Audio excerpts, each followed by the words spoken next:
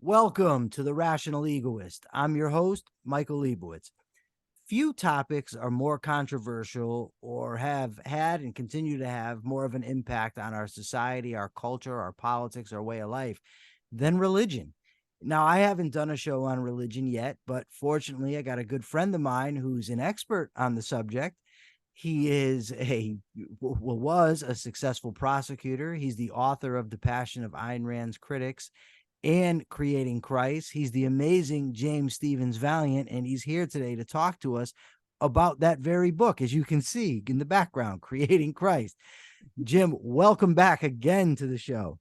Well, thank you, my friend. Thank you. It's wonderful to be back. Thank you for those kind words. And yeah, I got to say, this stuff behind me, this is my wife. She insists she's got the soul of a publicist. She will not let me do a podcast without these posters for my books behind me. Smart woman.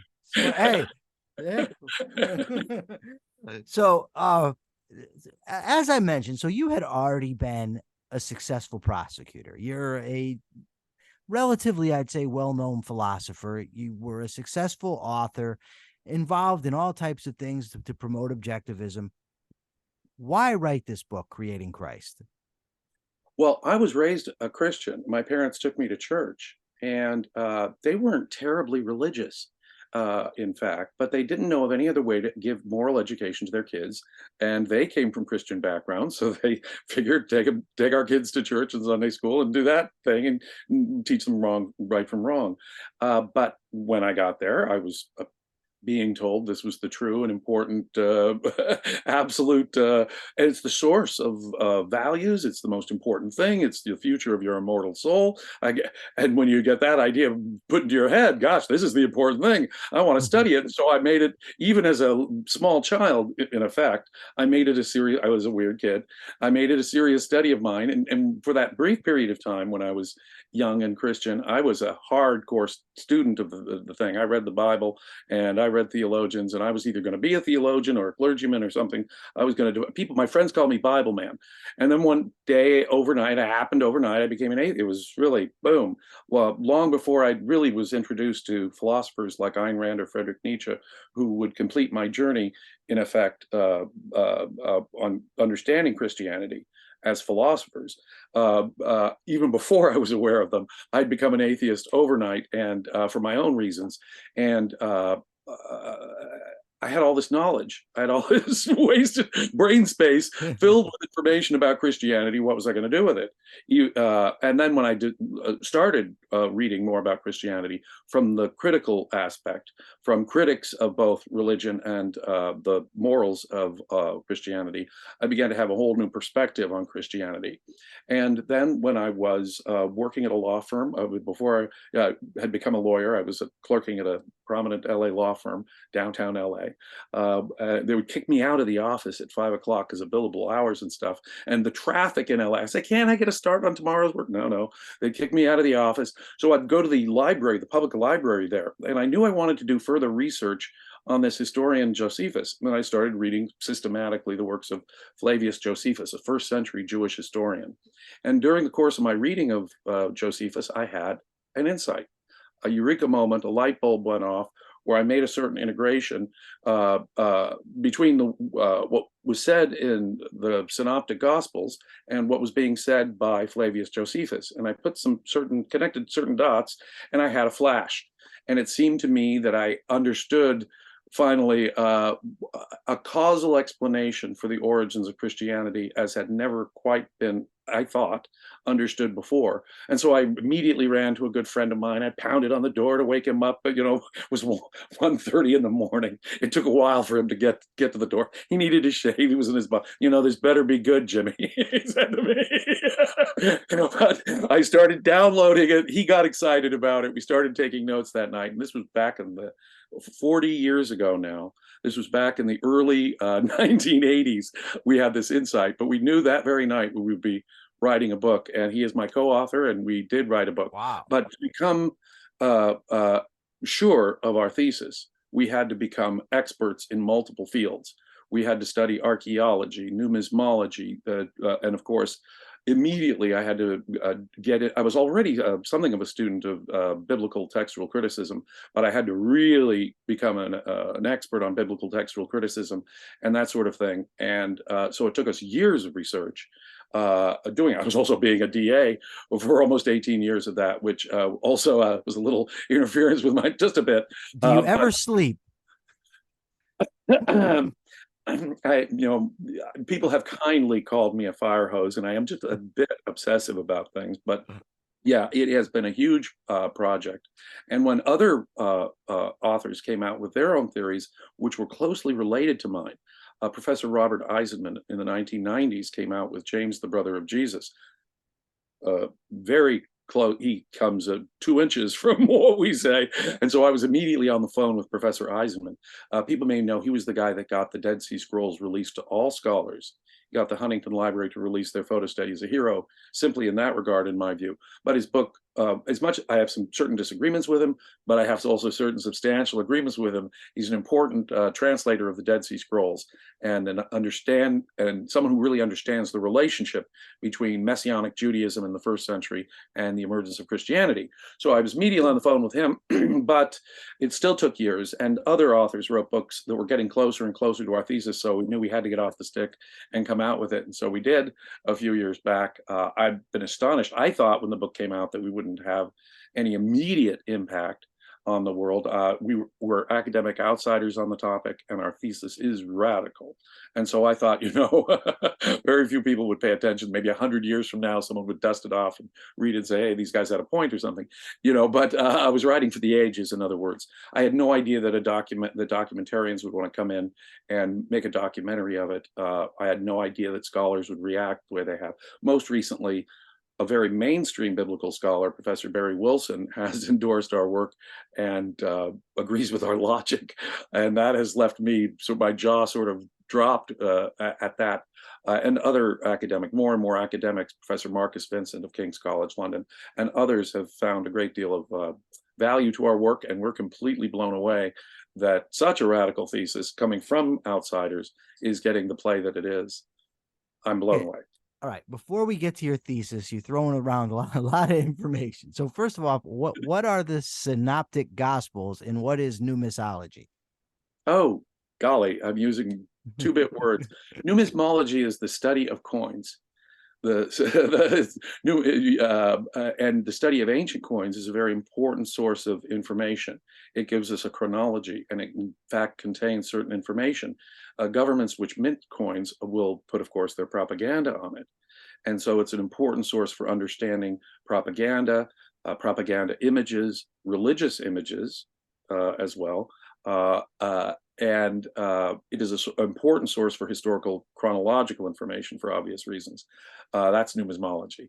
Okay. The synoptic gospels. People are familiar with the Christian New Testament. The first 4 books are biographies of Jesus, known as the Gospels: Matthew, Mark, Luke, and John. The first 3 are so similar, they have such overlapping material, even though there are significant differences. There's significant overlaps, even linguistic overlaps between those 3 gospels. And so there's the intimate connection between these gospels. And so these 3 gospels are known as the synoptics. The standard view is that the Gospel of Mark, the second gospel, was used. I think there's a good argument against this position. I don't think it's necessarily the only way to go, but the standard consensus of view of scholars today is that Mark was used as a source by both Matthew and Luke, which explains the differences and the similarities between those 3 gospels.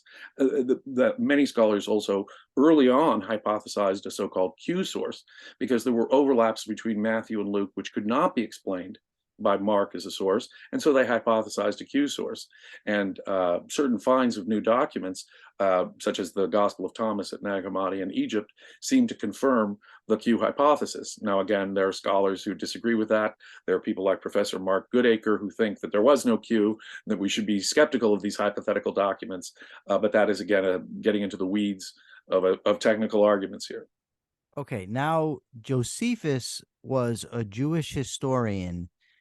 I believe he was a general. I'm not sure about that for the Jews during one of the wars with the Romans, and then ultimately he went to become a historian for the Romans. right? They took him aside and wanted him to basically document the history of Jews for them, right? Well, let's start by taking the 30,000 foot, the 10,000 meter elevation on this whole thing. One of the things that strikes anyone, or should strike anyone, is that Christianity emerged at the very period of the cataclysmic Jewish wars against the Roman Empire. In the first century, there were religious disturbances, what we would today perhaps call terrorism, if it were done by jihadists or Muslims. There was religious violence and disturbances throughout the empire in their cultural conflict between Jews and other cultures. The Romans, mind you, create a certain context. It seemed to me not accidental that the very war that reduced the temple to the Wailing Wall that it is today should have been destroyed in a Messianic war at the very moment when Christianity emerges in history. That is no coincidence. There's the war that in the first century, it ended with the famous siege of Masada, where rather than be captured, Josephus tells us the entire fortress committed suicide. And there was a second war. Except for him. Well, no, he wasn't at Masada. The similar thing. We'll get to his. Okay. I'm getting ahead. Okay, I apologize. I want to come in generally with the Jewish wars in general. Okay, all right. The religiously motivated Jewish conflict between the Jews and the Roman Empire. To understand this properly, you have to understand the Roman Empire was its longevity, being just about the longest lasting empire of the ancient world, can be explained, I think, most fundamentally by its tolerance, its comparative tolerance. The Romans basically absorbed the cultures. They permitted the practice of the religions. They permitted the continuance of the cultures of the people they conquered. Egyptians could remain Egyptian and worship Egyptian gods. Same with Greeks. Same even in Europe. We find side by side inscriptions to Roman gods and the local gods encouraged by wealthy and political Romans. So Romans don't want to force anything culturally on the conquered people. And so they even made accommodations for the monotheistic Jewish population that they'd conquered. But that was insufficient. They allowed them to enforce Torah in Judea, for example, their own law, but they were unable to worship the Roman state gods or even say prayers in the presence of idols, images. As we all know, the Ten Commandments very much forbids idol worship, graven images. And one of the key features of Judaism is that you cannot symbolically represent God. And that is a huge no-no. We see immediately in Christianity, they step away from that and they're symbolically representing. And that just tells us something important too. Josephus tells us, and he is not the most reliable witness, that he was a general for this rebellion, and he was on the rebel side of things in the beginning, and that during the war, he went over to the Roman side. He went over to the Roman side. He says he had a dream, a vision. God spoke to him and said that God had gone over to the Roman side and was no longer on the Jewish God had gone over to he was still a good Jew, he's insisting. And he was given this prophetic dream that told him not only that God had gone over to the Roman side, but that Vespasian, who was just the general at the time, would become an emperor. At the time, Nero was emperor, and it didn't look like he was going anywhere. So I doubt the reality of this prophecy. I think anyone saying that would have been executed by General Vespasian.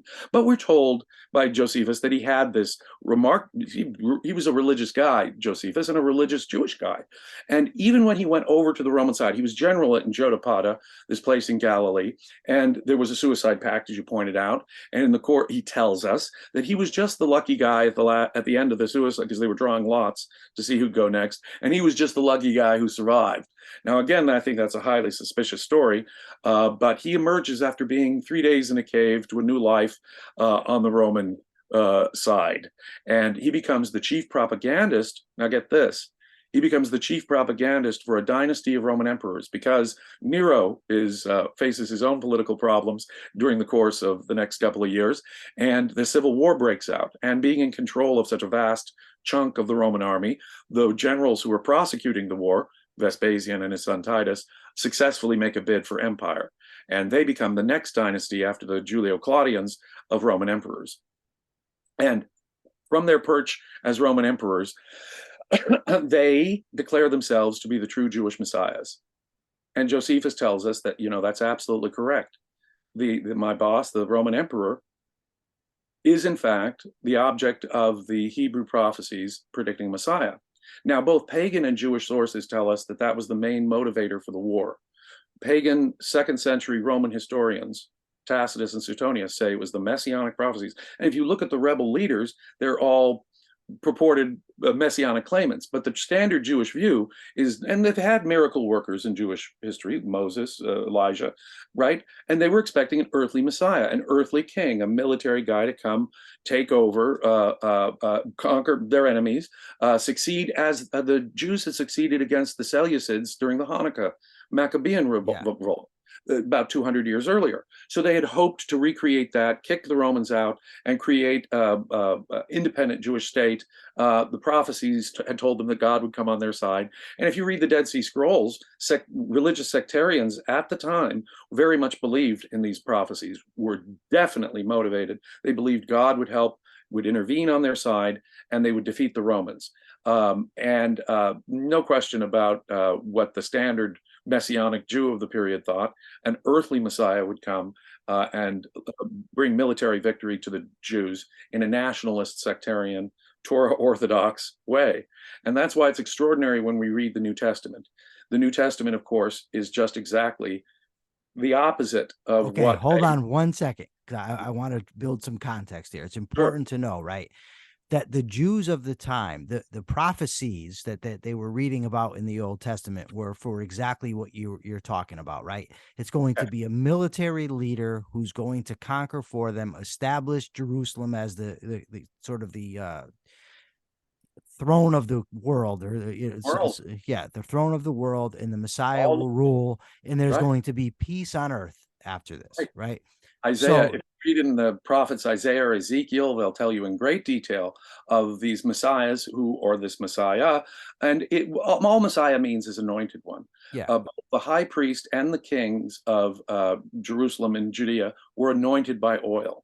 And this is, we can read this in Hebrew literature dating back to King Saul and King David and the first high priest Aaron. They're anointed with oil. So they're anointed ones, they're messiahs. And so what they're expecting is a king, an anointed king to come. And that's really all that means. In the New Testament, we hear the extraordinary assertion in the Gospel of John, for example, that Jesus saying, my kingdom is not I am the Messiah in effect, but my kingdom is not of this earth. Right. Completely defanging the political military implications of contemporary Jewish messianism. Right. The whole idea of a Messiah who's going to die for their sins, or who's going to be God on earth, or the Son of God, was entirely foreign.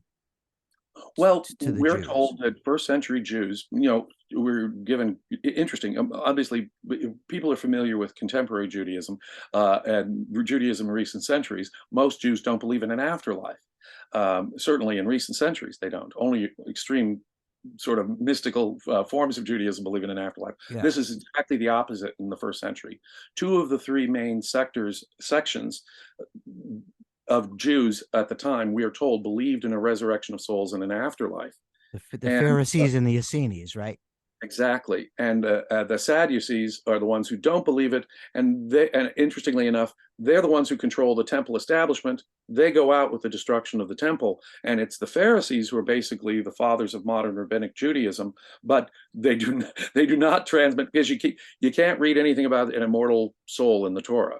You can read it in certain parts of the Tanakh, like the late prophet Daniel, who seems to have a resurrection of souls and a judgment of souls very much like Christians do.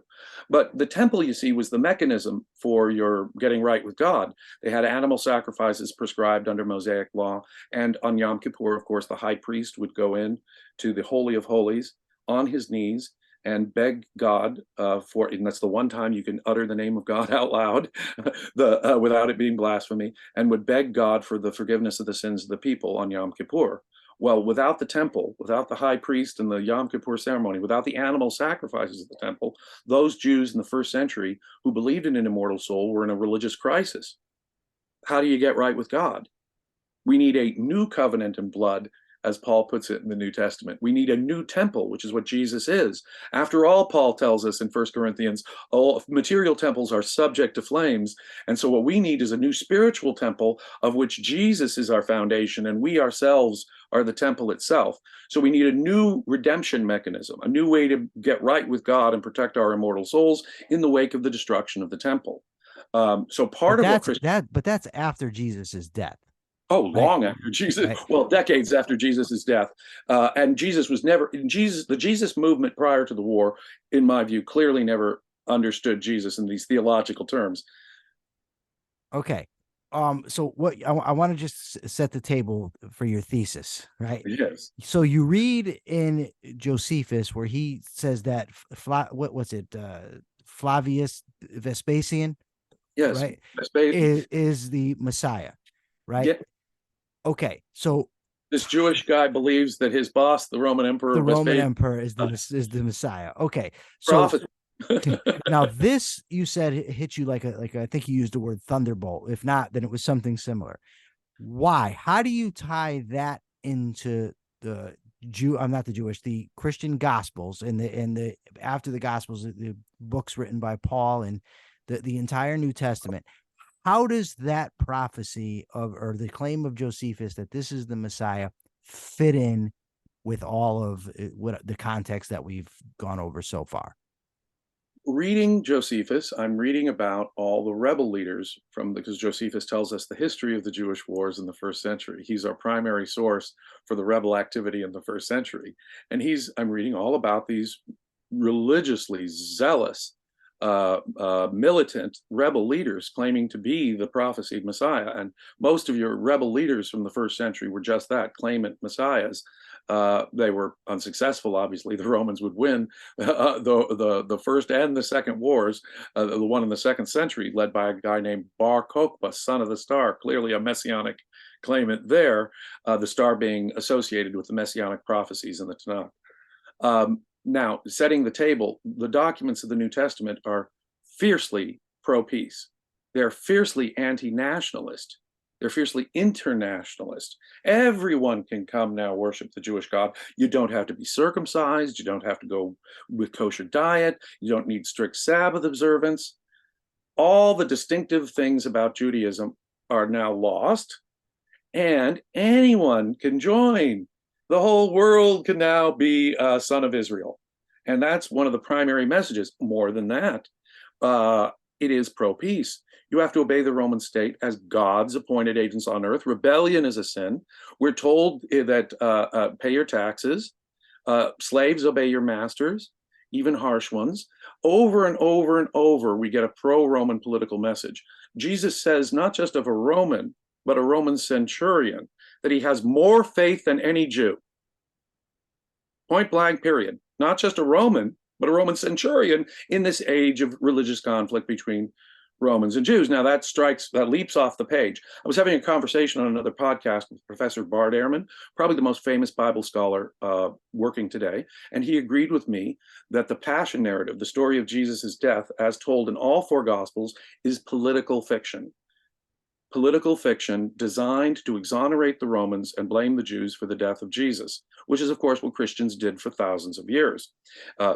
It was only in the 1960s that the Catholic Church officially forgave the Jews collectively for killing Jesus. In the Gospel of Mark, the crowd actually says, his blood is on us and on our children. But it's the Jewish crowd demanding in unison 3 times, according to all 4 Gospels, that convinced Pilate, who declares him to be innocent in all 4 Gospels, to crucify Jesus.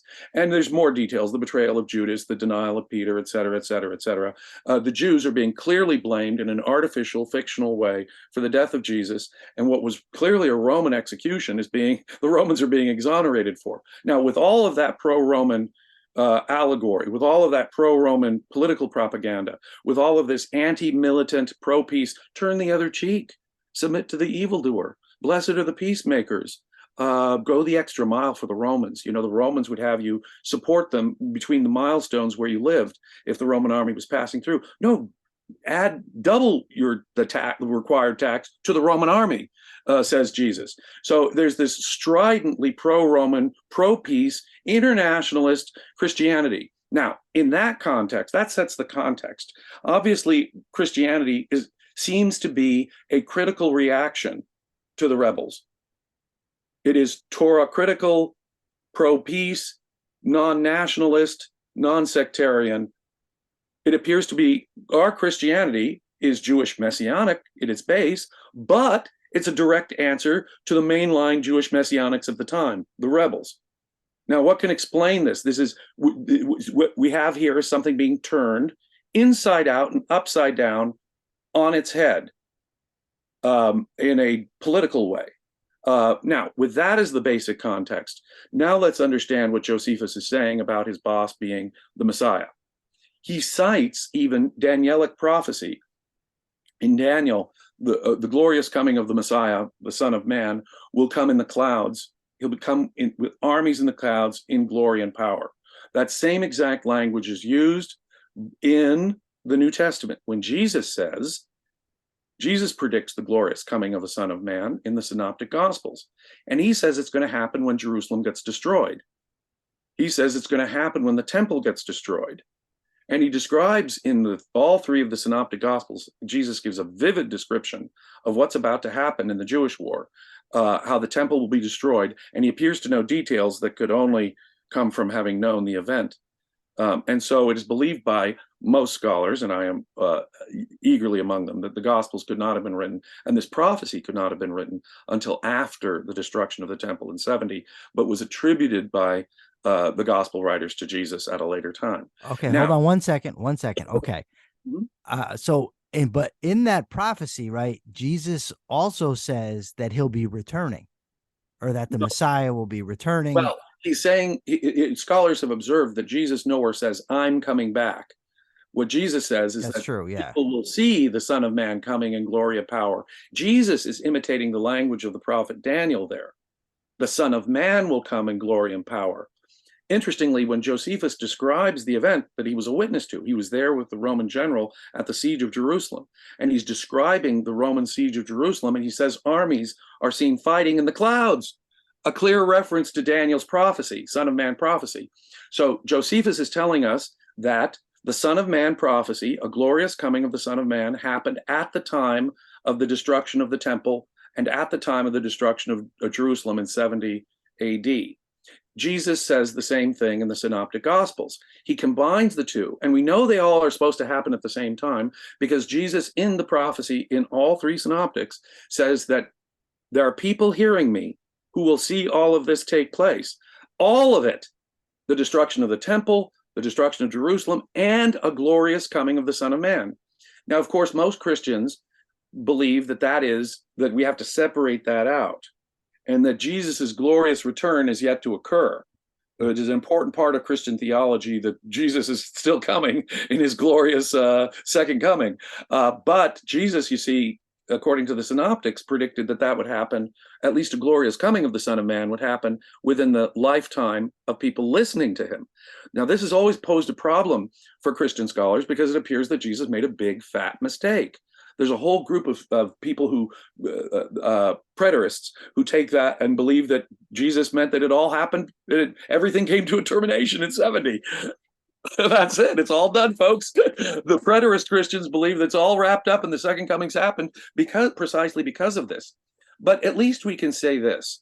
No second or third century Christian would write that mistake and put it into the mouth of Jesus. No second or third century Christian or later would have put that flat mistake, into the mouth of Jesus. No, it was composed within a very limited window of time, obviously within the lifetime of people who could have heard Jesus. And the only people who could be successful comings of the glorious coming of the Son of Man successfully are the Flavians, who claim to be just that. So Jesus is a prophet for the Flavians, it occurred to me. Whoever wrote this prophecy and stuck it into the mouth of Jesus after the fact is trying to use Jesus to prove the Flavian claims to being the true Messiah that Josephus is talking about. Okay, so it seems to me that there's a big fat problem here, right? Okay. Is that Jesus predicted the fall of the destruction of the temple, right?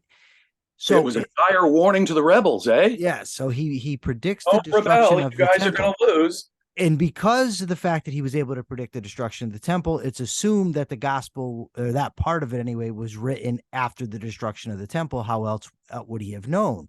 But then if that's the case, why would he say the Son of Man will be returning? I think it's on the clouds or whatever he says. It's very artful language.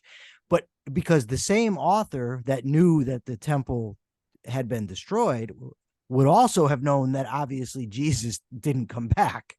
Well, but Jesus isn't saying No, Jesus I know, but that's how it's interpreted. But so by later Christians. yes, so how then does that sort of fit?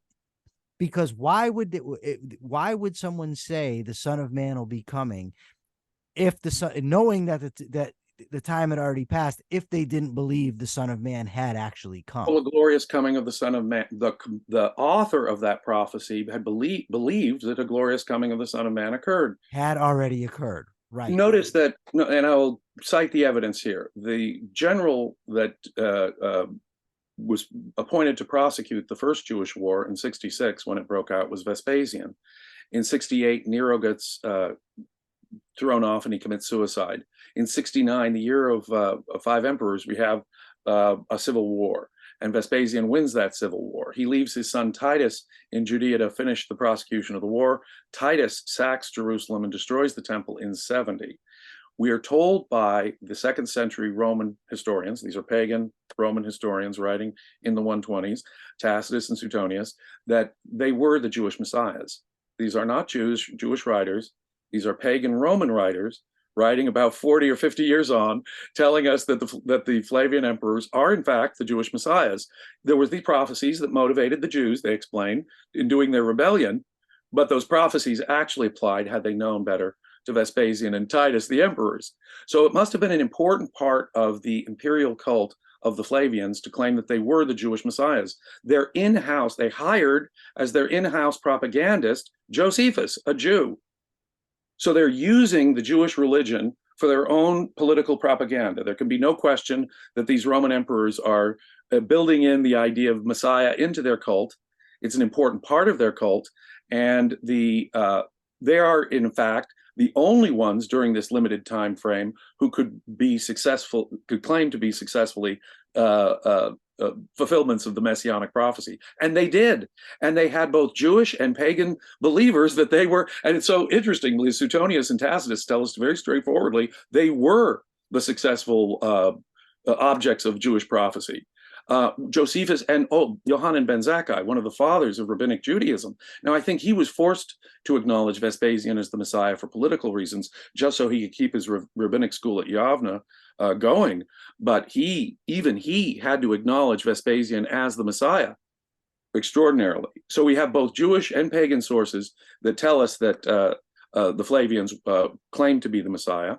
They used the Jewish religion for their own propagandistic purposes. And it seems to me that what happened, and it becomes a very complex story, of course, because even within the Flavian dynasty, those elements which were adopting elements of Jewish religion for their own propagandistic purposes. And see that so much of what Christianity is an extraordinary thing.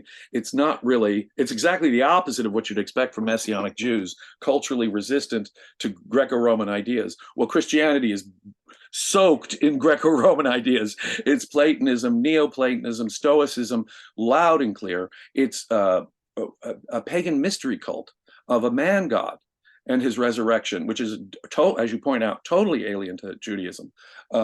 They're drinking blood symbolically, totally Torah anathema.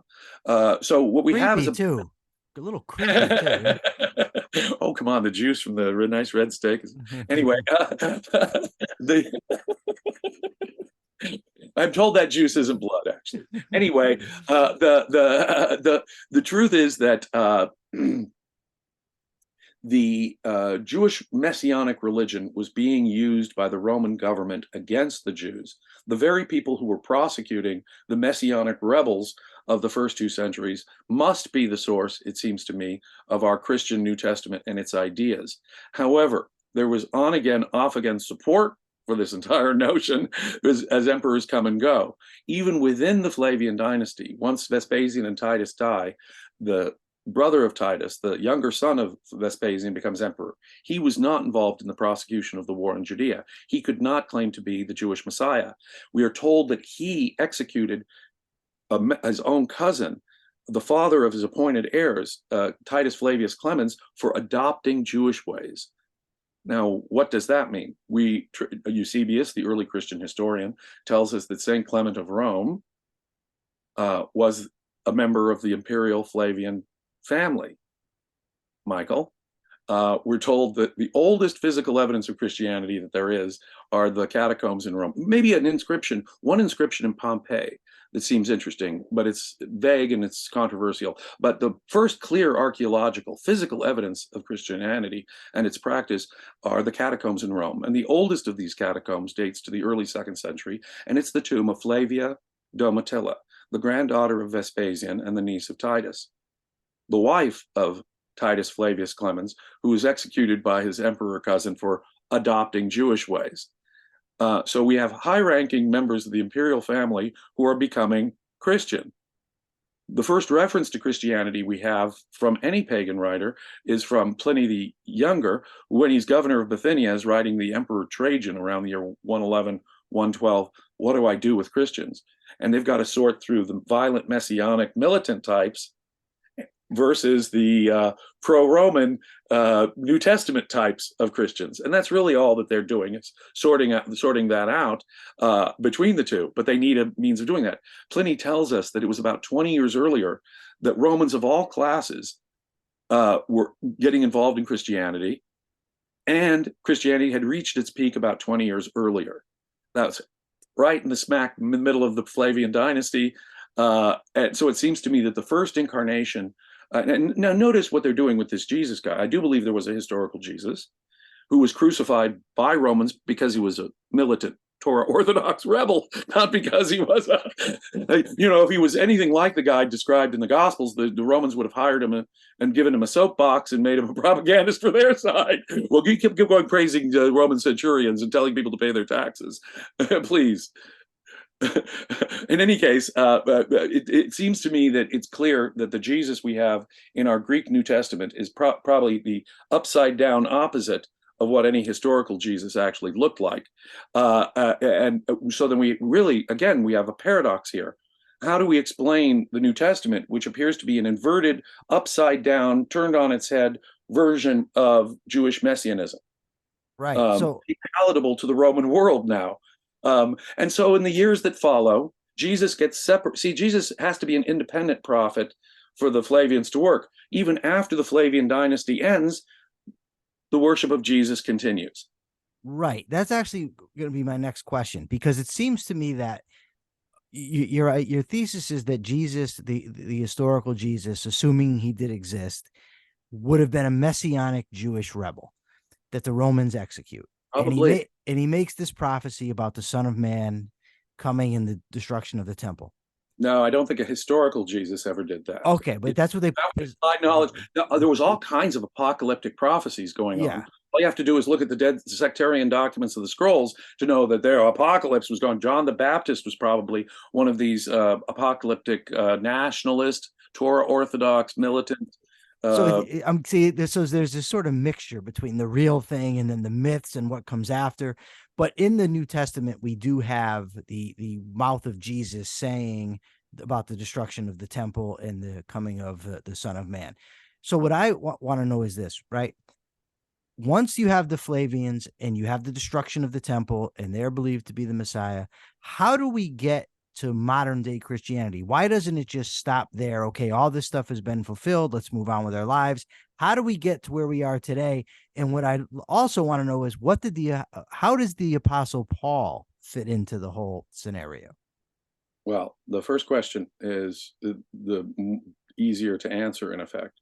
The Christianity did not, even after the Flavians were gone, Christianity did not stop being useful to the Romans. Okay. We're told by the Christian historian, the 4th century Christian historian Eusebius, that the Emperor Hadrian, who succeeded Trajan, allowed the appointment of Christian Christian bishops in Jerusalem. He prosecuted the second Jewish war, the Bar Kokhba revolt, and he ordered all Jews to leave. Here we have legally enforced diaspora. Jews were expelled from Judea at the end of the Second Rebellion, and yet we're still told by Eusebius that Christian bishops were allowed to be appointed in Jerusalem. So apparently with Roman approval, Hadrian is still using Christianity, even though it's now completely detached from the Flavians.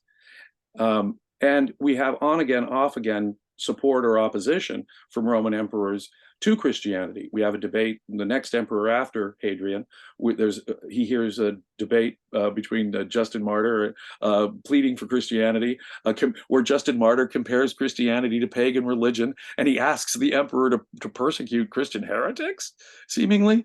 And by the end of the 2nd century, in the column of Marcus Aurelius, we have archaeological evidence for this. He's showing off his military victories, and in one of the images depicted on the column, we see a Christian unit in the Roman army getting praised for their victory. So by the end of the 2nd century, there must have been enough Christians who could pass Pliny's test, and we must have had thousands of Christians who could be in the Roman army by that point. They're being praised by the Roman emperor for their helping of the Roman army. Professor Candida Moss has, I think, convincingly showed that most of the stories of Christian martyrdom during the Roman period are myths, based on pagan myths and other traditions, and not to be believed and trusted. The tradition of Christian persecution comes from the persecution of militant Jewish Messianics in the first 2 centuries. They were crucified, tortured, and thrown to lions in great numbers in the first 2 centuries, weren't they? So now you asked. You asked how did Christianity fare thereafter? Well, there are reasons for Christianity's popularity that transcend the proximate political motives that I'm talking about that shaped Christianity.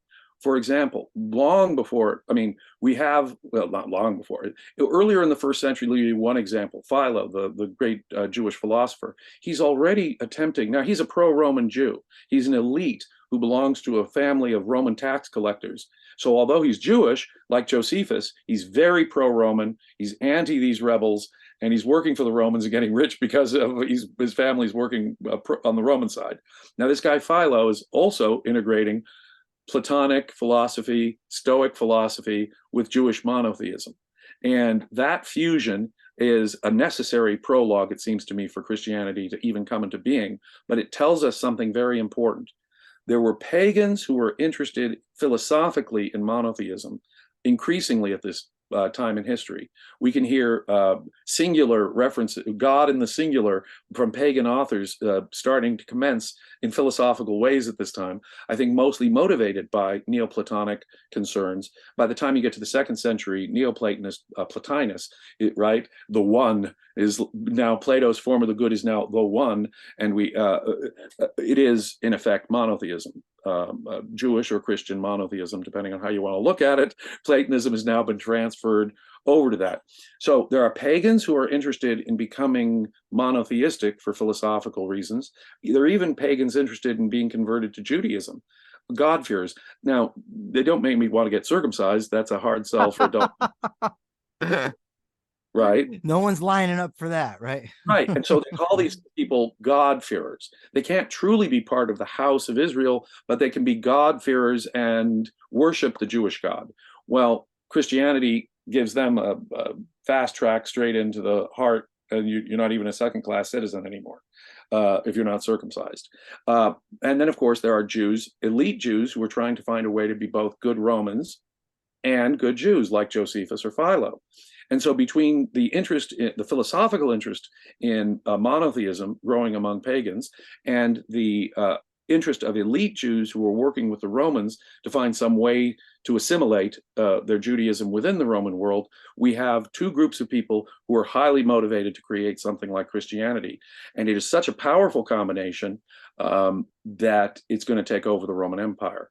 It combines certain very by sheer accident, but you can see in creating Christianity to be so open in a way the opposite from the sectarian limited nature of, God's chosen people, us or them, sectarian mentality that Judaism brings to it.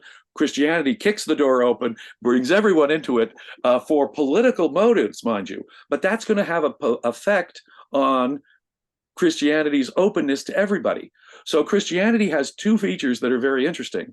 It allows everybody in, women, slaves. It doesn't matter who you are, Greek. You could be of any race, any ethnicity. Christianity is egalitarian in who can come in. Slave, free, male, female, Greek, Jew. And it combines that with monotheistic intolerance. That combination proves utterly irresistible. Rome, as the centuries proceed, is a pluralistic place, tolerant of different cultures. But the Roman government, as time goes on, is looking for a single religion to help culturally unify their empire. And so there are various other candidates: the cult of Sol Invictus, the cult of Mithras. The one that's there, you could see they're aiming towards a cultural and religious unification of the empire in a kind of monotheism in that direction, even for philosophical reasons. But Christianity is just irresistible. It meets the bill, and so it takes over the Roman Empire. And once it does, there's just no stopping it. In combining monotheistic intolerance, it can destroy paganism and pagan worship thereafter, all those other religions. Because you see, if you're a pagan and someone else has another god, just add another god. Oh, you believe in that one? I believe in this guy. And other gods aren't a real threat. For a monotheist, it's our God and only our God. And so once the Christians do take over the Roman Empire, that monotheistic tolerance causes them to move sharply in the direction of eliminating everything but Judaism and Christianity from the empire altogether. If you don't worship our God, you're dead. Even variant Christians get into real big problems. Heretics get wiped out. Okay, so tell me if I'm right so far, if I'm getting this. Okay. Basically, the Roman Empire has a motivation to create the Christianity. Part of it is to subdue Messianic Jews who are rebelling against them, because if you can convince them that you've got the Messiah already, then you stop their revolt. Right. And you can also, by the way, you change Jesus from this rebel to this peace-loving guy. So if you can bring the Jews in, then they're going to be the peace-loving guys. But then they can also use this to control other people that are subject to the Roman Empire. If they'll adopt it, you've got the same peace-loving to pay your taxes, obey your government guy. And that helps them to control everybody. And then the thing kind of takes off, gets a life of its own. At first, there was no. I don't think Christianity was aimed at the Roman Empire in general. At first, there was no desire to convert the whole Roman world. They had a specific thing in mind. Now, know this: it's not just the rebels. Look, if you're a monotheist and something bad happens to you, you got an explanation, hard explanation on your hands. Let's take Jewish history. We're God's chosen people.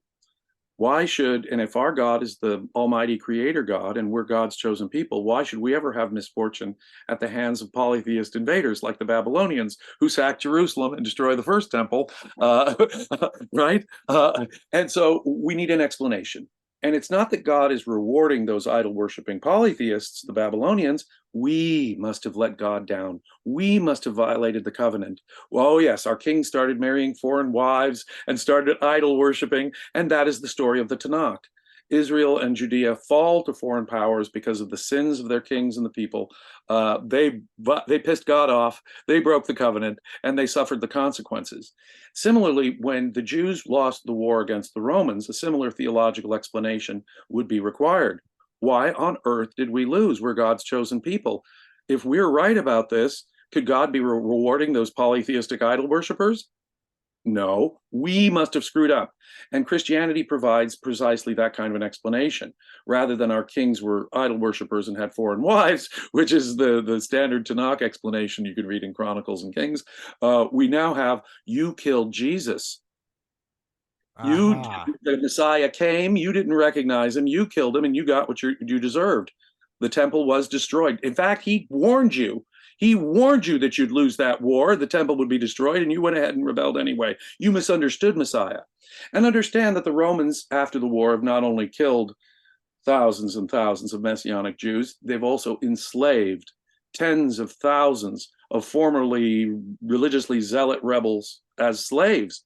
They need to tame these slaves, and they can't completely create a whole new religion.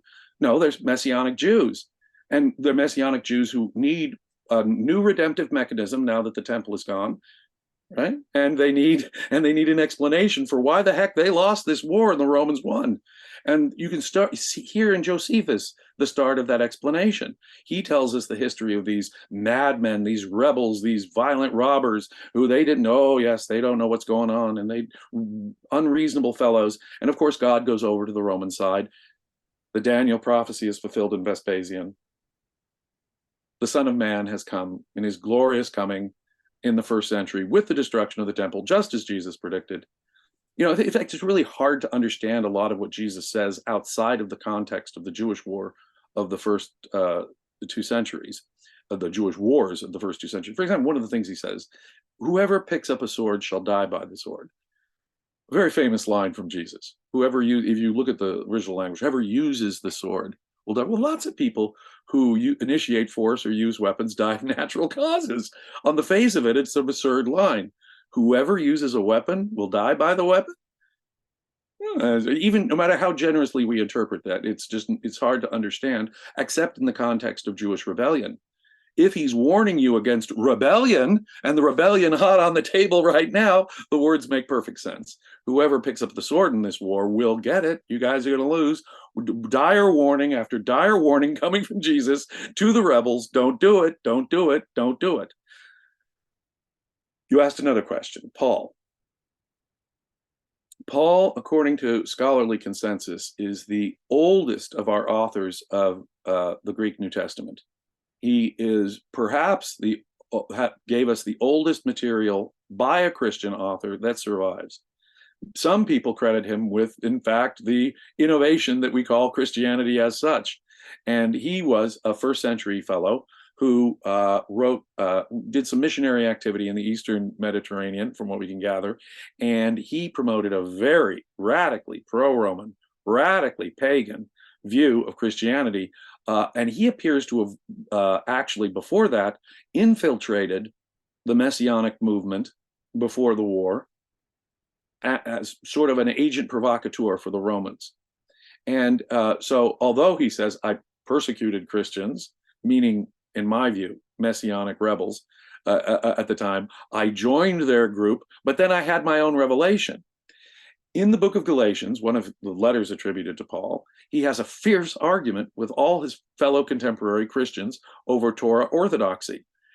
He insists that James, the brother of Jesus, says is spying out his freedom in Christ. He says Cephas, Jesus' best friend, the Apostle Peter, St. Peter, he had to confront him to his face, and he condemns them for being Torah orthodox. And Paul insists that he got his revelation from no man, but from his own independent revelation of Jesus Christ. He doesn't quote Jesus. The Gospels provide him all kinds of material that he could have quoted and won the argument with, but he never once quotes Jesus in this regard. So most scholars have come to the position that Paul is the guy who changes Torah orthodoxy within Christianity. I believe that's true. I believe that's demonstrably true. Any historical Jesus would have been Torah orthodox.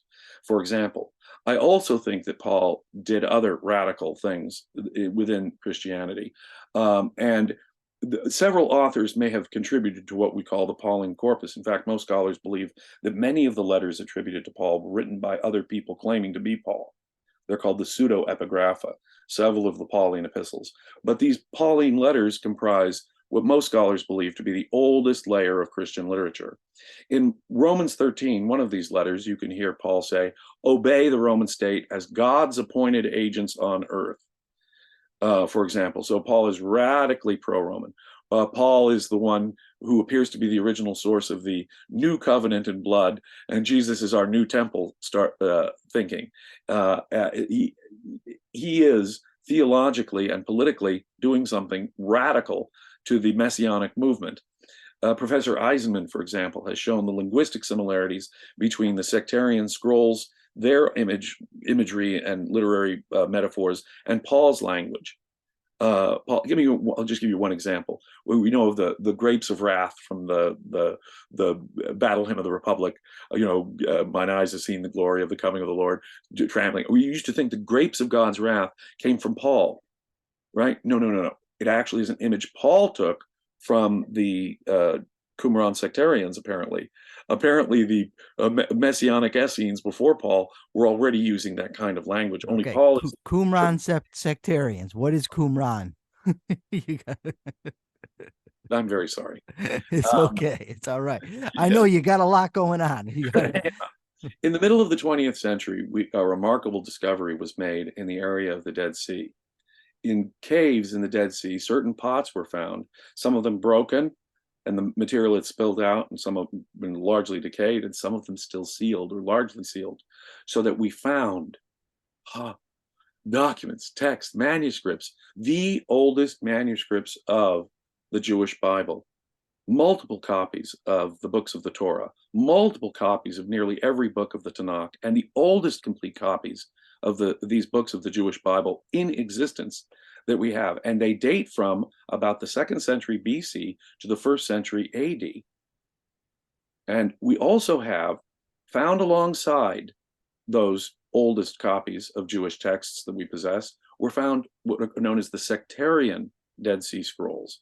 And these appear to be the documents of a very special, how odd they are is a matter of controversy, but they appear to be the documents of a sectarian group that had very radical views about purity, and they're going well beyond Torah in their approach to purity regulations.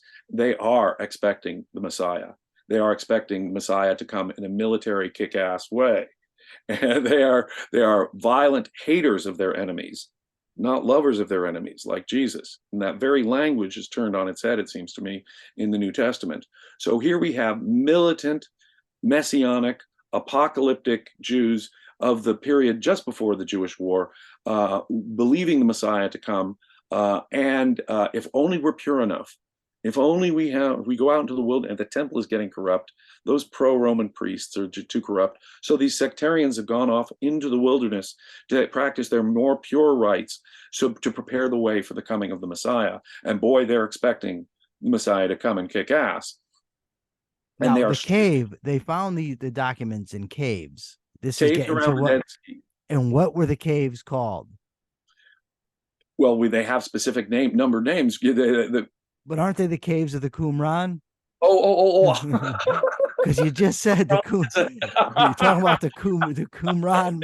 Most of these caves, most of these caves were found in the vicinity of a place called Qumran. Okay. And interesting archaeological site, because they found there both signs of before the war Jewish occupation and after the war Roman occupation. So it's very interesting. The early finders of the Dead Sea Scrolls concluded that Qumran must have been the scriptorium and monastery where most of this was written. I think that idea has been dramatically undermined. There are just too many handwritings to be explained by the population at Qumran. These documents probably came from a great number of places, including Jerusalem and perhaps all over the Levant. But they were collected there at Qumran by these sectarians and deposited in these caves. Yes. Okay, and the known terminus date is good because it's 70. These were rebels, and when the Romans won the first Jewish war and wrapped things up in 70 with the sack of Jerusalem, and 73 the sack of Masada, that's about when the Dead Sea Scrolls must have been deposited by these rebels, mind you. So they were important documents to these rebels. We found fragments of the sectarian documents at Masada, which fell in 73. So we know that the sectarian scrolls were ideologically influential on the rebels. Okay, so now back to Paul. Back to Paul. Boy, this is going all over the place, isn't it? It's such a complex topic. I mean, it really is. All these interlocking parts. It's not an easy tale to follow. Objectivists might understand this. To understand inductively what's going on, if we're looking for a generalization for the cause of Christianity, which is exactly what I'm trying to do, then what we need to do is we can't be stuck with a one-dimensional analysis, a vertical analysis, if you will, just the texts or just the archaeology, just the Jewish material, just the Greek material. No, no. And that's normally the way. It's not the way most historical subjects are treated. No, if we talk about the plays of Shakespeare or the American Civil War or something, people will say, well, what is the political context? What is the broader cultural context? And we'll do what objectivists call in induction horizontal integration. And that's what needs to happen to understand Christianity. We need an interdisciplinary approach. We need to look at the evidence from archaeology, such as the catacombs, its connection to the Flavians. We need to look at the numismology. Is there propaganda on the coins that connects us to the New Testament and can help us understand the Flavians and early Christian imagery, which I also believe is connected to Flavian imagery, plus the textual analysis, plus a comparison with the Dead Sea Scrolls. All of the evidence has to be accounted for. So it is a complex business, and it is a crow busting, to use the objectivist term, to take it all in one gobble. But we require what Leonard Peikoff calls horizontal integration across the evidence, so that all of the evidence from the different categories can be shown to be pointing in the same and one consistent direction. So it is very complex, yes. But I hope. But what I am hoping to do with Creating Christ is give an example of historical induction using horizontal integration in an interdisciplinary way, if that makes sense. Okay, so it does, by the way. But Paul, you make a very interesting claim, and I think that you made a good case for it, that Paul was actually a Roman agent. Right. So you have this situation where Paul is in conflict with the actual people who would have been around Jesus. He's claiming he has the proper interpretation and they don't, even though they would have heard him preach. And what we now know has been put into Jesus's mouth would have supported Paul's case, but he doesn't reference that, and it would have won the case for him. He would have just said, hey, look, this is what Jesus said. So that gives us evidence that Paul actually wrote before the Gospels. So why do you agree? Scholars generally agree that Paul was writing before the Gospels, and the Gospels are aware of Paul's work. Paul is not aware of what's going on in the Gospels, which tells us the order of at least most of the Pauline material predates the Gospels. Yes. So what about Paul's behavior indicates to you that he was a Roman agent, and what would have been his mission as a Roman agent? Well, you bring up two really good points right away. Apparently the brother of Jesus and Jesus's best friends got Jesus wrong. And Paul, who never knew Jesus, he understands better than the guy's best friend and his brother what Jesus was saying. Okay, so that tells us that Paul is doing some radical innovating here, some radical changes that are going on here. Right. Now, when we read the book of Acts, which I don't regard as very reliable history, it's the sequel to the Gospel of Luke. And it's in the canonical Greek Christian New Testament. And it tells the story of Paul. Paul and Peter are basically the heroes. Paul is the big hero. And he brings the message of Jesus out to the Gentiles and teaches all the world. Well, as we hear of Paul's travels, it is always angry Jewish mobs who are after Paul. Paul is being dogged by, and you can see why. He's not Torah Orthodox. He's got all these innovations. And so it is, of course, our Torah Orthodox Jewish crowds that are wanting to beat up Paul, and he needs protection.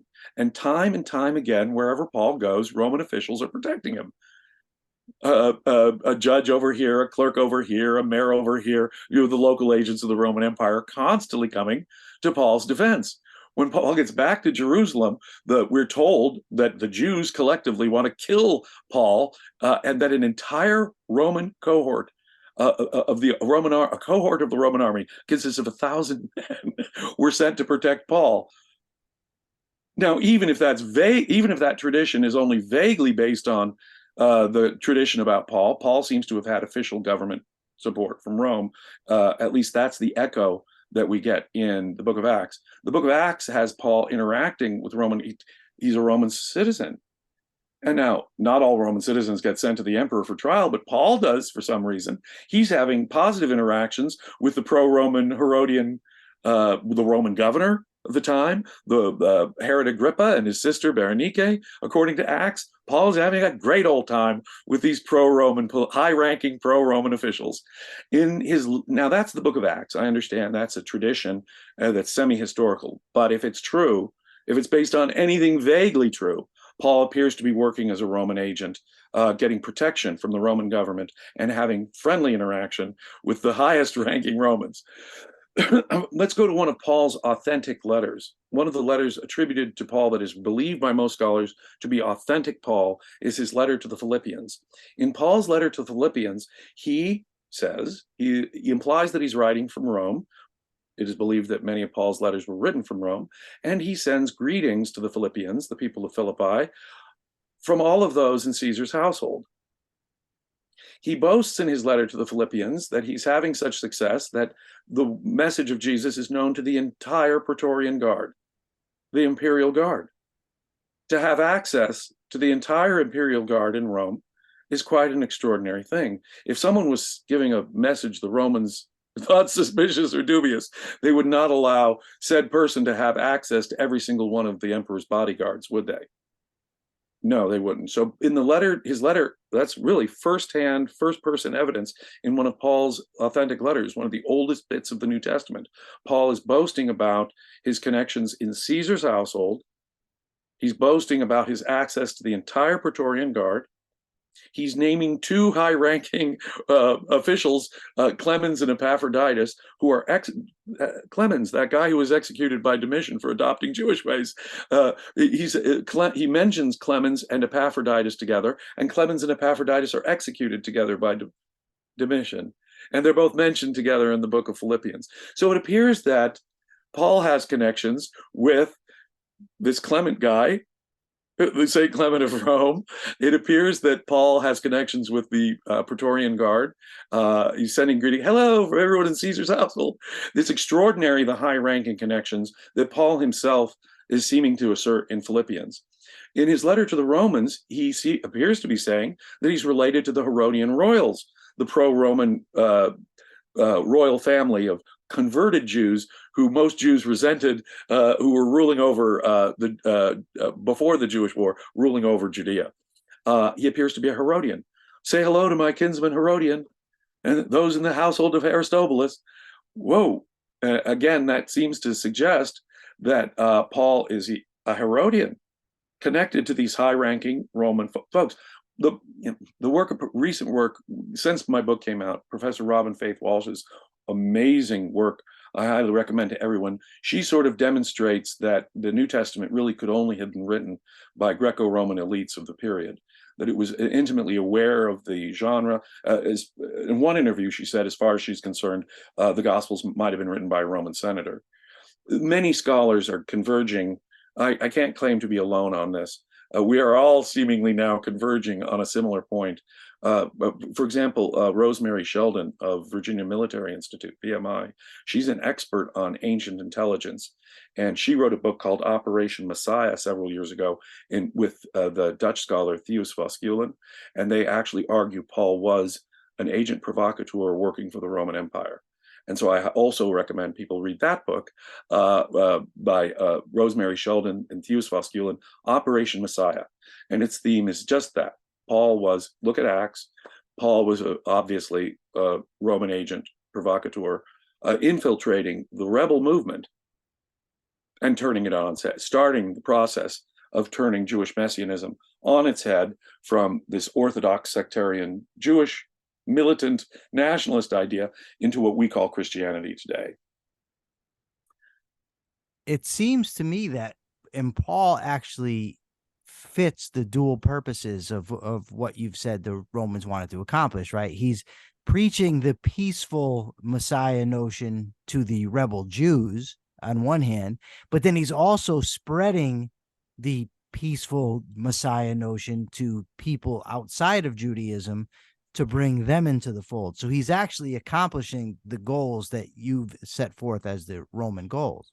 Paul makes clear in his letters, mind you, in his first-person letters, mind you, that he is addressing both Jews and Gentiles. Wow, this is something I keep having to mute just so everyone knows. I've got these dogs in the background that are whimpering because we got a storm going on. So I keep having to mute.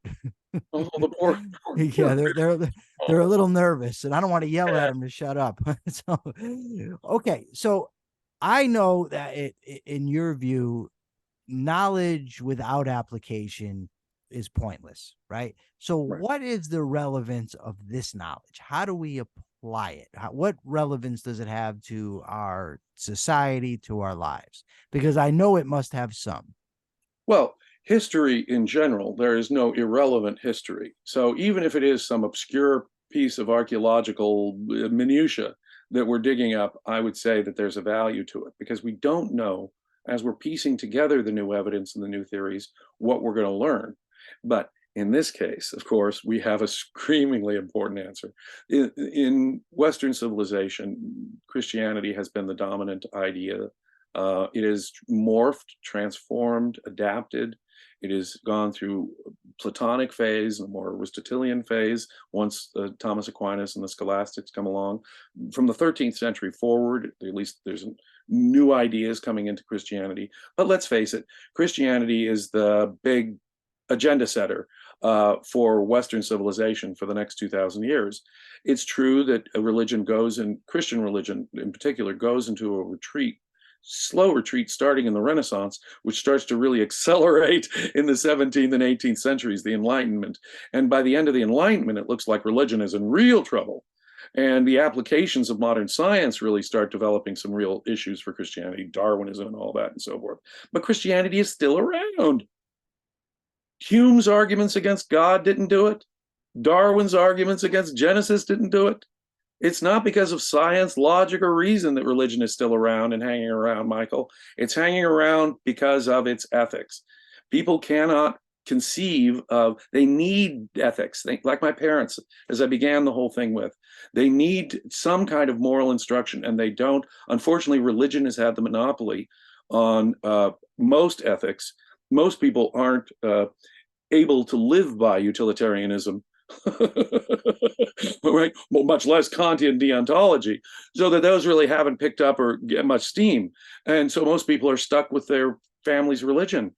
Most people, whether they're Jews or Christians or Muslims, will take the morality as they get it from the existing religions. And unfortunately, the morality of Jesus is still alive and well for that reason. And you'll notice American politicians will fight over the moral high ground. Who really owns Jesus? You'll have Donald Trump and Nancy Pelosi say, oh, no, we're the real Christians. No, we're the real Christians. They're fighting over the moral high ground for the words of Jesus. Who really owns Christianity?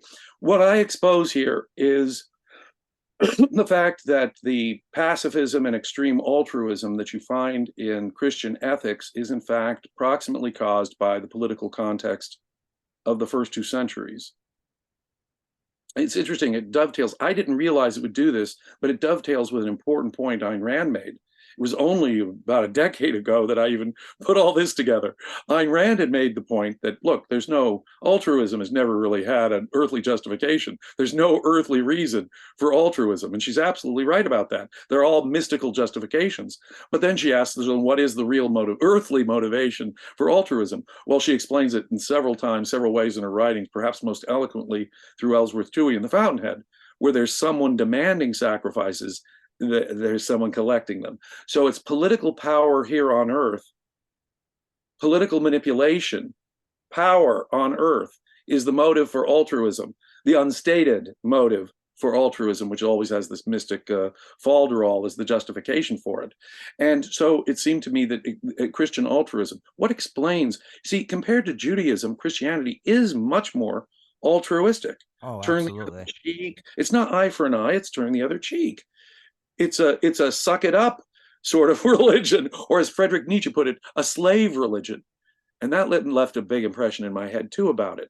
And so I began to realize that the ethics of Christianity is really proximately caused by the politics of the moment. And it vindicates Ayn Rand's point. Altruism, in effect, is the product of political manipulation and a desire for political power here on earth.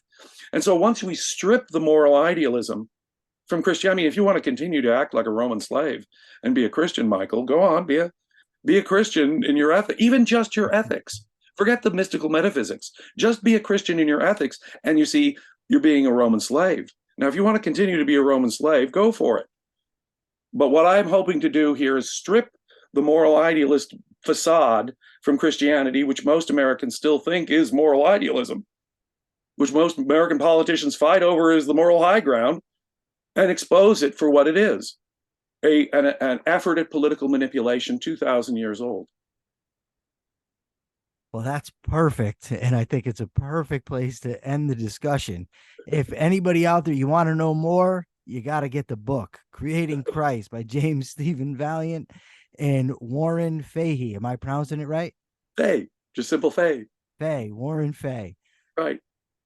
What a fascinating topic, Jim. Thank you so much for coming on to discuss My it. pleasure as always, Michael. We have to have more conversations. Oh, we will. Jim has agreed to be a semi-regular on the show, and believe me, I'm going to hold him to it because he's great. Jim, where can they find you? Well, if they're interested in creating Christ, we have a website, www.creatingchrist.com, where you'll get all the latest news and information about our progress. They available through Amazon Plus and other streaming services. A documentary, Creating Christ, has been based on the book. I also am very active on Facebook. We have a Roman Provenance of Christianity page at Facebook, and I'm there answering questions almost every day as well. So please hit me up if you have questions there in any of those places. And of course, Creating Christ is available in all formats, Amazon.com and BarnesandNoble.com. I'm also working on a new edition, hopefully, of The Passion of Ayn Rand's Critics, which has been out of print since the publisher went out of business. Wasn't our fault, but the publisher went out of business. And so we need to come up with a new edition for Passion of Ayn Rand's Critics. And I am working on a bigger book, a wider book, Treatment of Religion as Such. But that's me. So you really don't sleep. Sleep is a waste of time. Sleeping's for suckers. That's Sleeping's for suckers. Exactly. All right. And as for me, remember, I'm going to include a link for my own book, The View from a Cage, My Transformation from a Convict to Crusader for Liberty. It's only available in ebook right now, but very soon will be available in print as well. Again, Jim, thank you so much for being here. For now, this is the Rational Egoist signing out. It's Michael Liebowitz. Remember, like, share, comment, subscribe.